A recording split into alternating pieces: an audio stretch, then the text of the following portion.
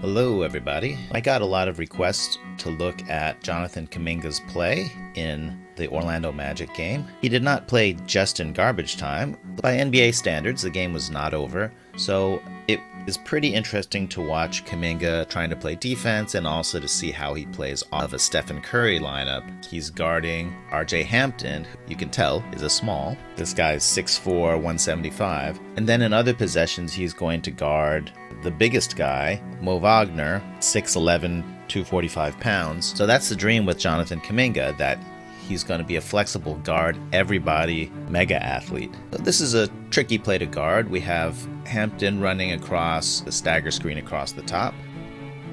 Kuminga stays with him across the screens, but he was trailing a little bit, so Hampton goes with speed and just tries to blow by him. Hampton does get a step on Kuminga here, so that's a very nice rotation. In this defense, they had Otto Porter more or less zoning the basket. If Otto Porter weren't there, then I think Hampton could have gone in for the layup, although Kuminga was moving pretty well laterally, so it is possible Kuminga could have gotten a contest. So that's a hard play to guard, and I think that you definitely would have needed some kind of rotation anyway. I don't think this is bad defense. So Hampton bails out because he saw that the cavalry came. Here's Kuminga. This is a set play.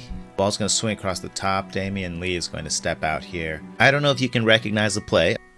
JTA is going to come over here and set a back screen on Steph Curry's man. Okay, so this is the head tap play that I analyzed in my previous video that is mainly run for Andrew Wiggins. And the way head tap works is that the ball swings across the top, but the main thing is that somebody comes over here and sets this cross screen for Steph, so he can either take the screen and post up over here, or he can zipper up to the top. If he does that, this center man should come up and give him a down screen. So he has two options. I don't ever remember seeing head tap being run for Steph, so this is novel. Juan Toscano-Anderson is setting the cross screen. He's going to nail Hampton, so Steph will spring free. When Andrew Wiggins runs his play, he'll just stop here and post up, and he'll get an entry pass, but because it's Steph, he's going to run it his own way. He goes all the way to the corner. Hampton did fight around that screen, and so he stayed with Steph pretty well. So things look under control. Hampton's mistake is that he has both of his arms down, and also he's guarding Steph Curry. So those are two big challenges. So Steph says, "You're a lot shorter if you don't have your arms up." Bang, right in your face. That was pretty sweet. Kuminga starts off on Hampton again. So he's guarding the point guard. I noted this in the videos I did about his G League games. In the G League, he guarded the smallest point guards and the biggest centers, and he just took it all on as a challenge. And his main issue was not defensive effort, it was confusion and switching. And that's a natural thing when you're on a team that hasn't played together. Wagner looks like he's setting a screen, but he instantly slips it, and Hampton's going to put on the afterburners and just try to lose Kuminga. Kuminga does a really nice job. He looks so athletic in this pose. He should put this on his Twitter profile or something. He puts on his own afterburners, and he does a great job staying with Hampton. He doesn't really let Hampton turn the corner. He even got a little hip bump there, and so Hampton just has to bail out of the drive. So that is pretty impressive. I like that. He bails out to Big Mo over here. Steph feeds Juan and then goes over and screens Kuminga's defender. So even though Kuminga is defending the small point guard Hampton on the defensive side, when Kuminga's on offense, he's getting guarded by the biggest guy, the center over here, Wagner. So Steph runs over, sets a screen on him. This is stagger screen. I guess in theory, JTA can do a dribble handoff here and serve as the second screen, but he doesn't really get anybody. Forces Mulder to step out to take Kuminga, and then everyone just clears out. So Steph and Juan and everyone just stays away, and they said, "Go for it. Let's see what you can do, rookie." Not exactly putting him in the best position to succeed, but we do want to see what he can do. So he just drives, but he does seem to turn the corner and get a half step. Unfortunately for Kuminga, this is not a one-on-one duel like you're in some kind of post-apocalyptic bike movie. Okeke here rotates because this is a team game, and he gets a pretty clean block of Kuminga's layup. So that's kind of like a Warriors team heat check just to see what Kuminga could do. And he did pretty well there, except it would be nice if whoever number 3 was covering would have cut behind him or something and given Kuminga some options. This is almost a cool play. The Magic are using the Warriors split action against them. They have the high passer. These two guys run towards each other, and it's Terrence Ross, who never met a shot he didn't want to take, and RJ Hampton, and one of them dives and then one of them pops out. Boink, there it goes. This is not a bad pass here from Mo, and it hit Hampton, and he does have a step on Otto Porter Jr., so he's going to have an open layup unless someone rotates. That someone is Jonathan Kuminga, so this shows some awareness here. He does rotate to stop the layup. That's really good. This is a quick hitter. The ball resets to the top with Kuminga. He is pretty far behind the three-point line, but our guy Juanito is screening Kuminga's defender, so in theory, he is open. He is really open. But as they say, he's open for a reason, and I would like to see him not take any more jumpers until he makes 10 more layups or something in the NBA. Because he'll always have this shot. Even though he was making the 3 with the Santa Cruz Warriors the other day, I still would much rather see him work on driving and bullying people in the post and skills that he's actually good at that can help the team right now.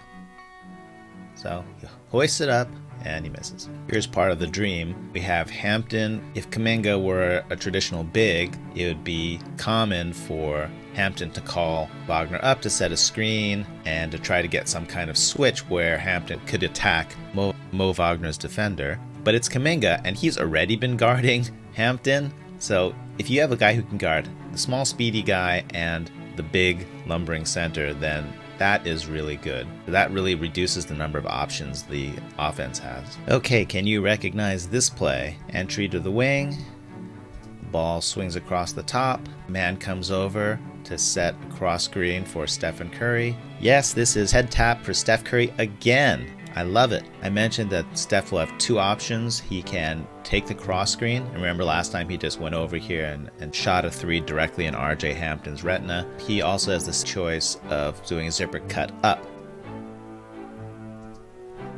So here's the screen. I think our guy Juanito is giving the game away by setting the screen flat on top like this so that it's just telegraphing that Steph is going to take this as a pin down. You're usually supposed to set the screen over here, and then I believe part of the read is that if the defender completely tries to deny the cross, then that leaves the zipper cut super open.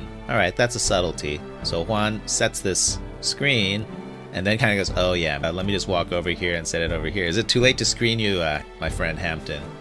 So Steph just maneuvers Hampton anyway. Hampton doesn't seem to realize what's going on. So Steph just positions himself to the side of Hampton to essentially force Hampton to be denying him in this direction. So Steph is available for the zipper cut. Otto Porter Jr.'s job is to nail any trailers with a screen.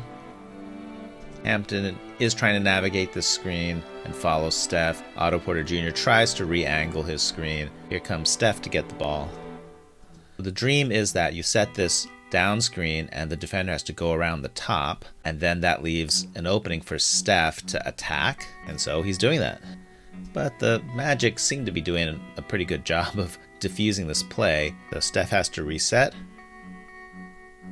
And this is the dream. So Steph tossed the ball to Kuminga. Actually, I don't know if this is Steph's dream. He's holding his arm out like, hey, give me that ball back, rookie. But somebody's dream could be that we've tried 1 action, we've tried 2 actions, and now there's only 8 on the shot clock. We've got Kuminga being guarded by this bigger, slower guy. Let's just see, can he run by him? He makes his move. I like this move. He goes across with power and then bumps him slightly. The spacing on this play is a lot better than the previous one where Kuminga got blocked, because there are 2 Magic right here ready to help in theory.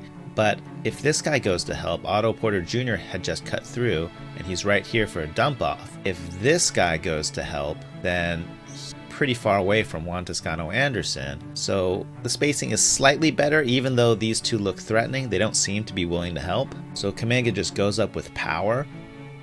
I don't know how reproducible that shot is, but it does swish. And Mo Wagner does look like Kuminga is tearing out his esophagus here, but Mo Wagner, as I documented last video, does have a track record of overemphasizing any contact. Oh, I like that. Mo Wagner going the extra mile. He not only said, hey, you tore out my esophagus, but then he crumpled to the ground. Give that man an Emmy nomination. Unfortunately, the refs don't buy it. They said, your esophagus looks fine. That's going to be an and one. Here's another angle of that drive. These two defenders, in theory, they could help, but they're both backing away towards their men. They're definitely not helping on this. It does look like it's under control. This is a kind of cool shot by Kuminga to float this over.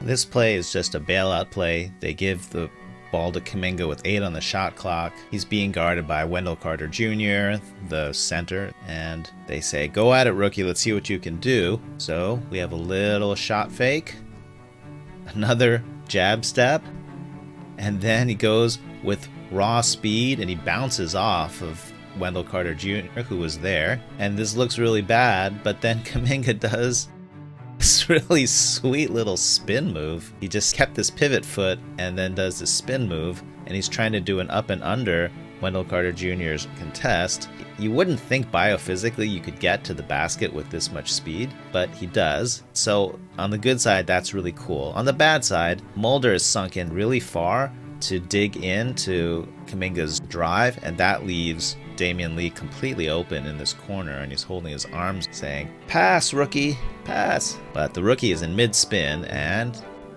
tries to finish that, and he does not. That was pretty close to being a nice layup. It's not often that you can take your center, Kuminga, put him on the small point guard in full court pressure and just say, hey, stop this guy. Kuminga does a pretty good job of staying with him. This is one of those simple split cuts.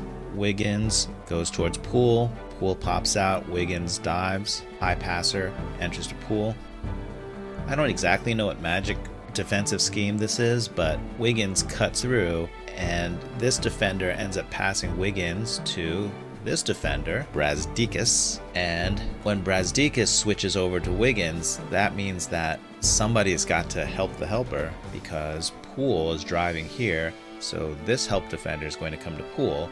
So now Poole has drawn 2. Brazdeikis is doing a good job boxing out Wiggins. I think Mo Wagner probably is the one who needed to help the helper and somehow rotate, or maybe one of these two guys had to go help, because Kuminga is guarded by no one right now, which normally doesn't make a difference, but in this case, the basketball god smiled on Kuminga's hustle, and he just sneaks in unabated to the basket. He gets on a hovercraft and just throws that down.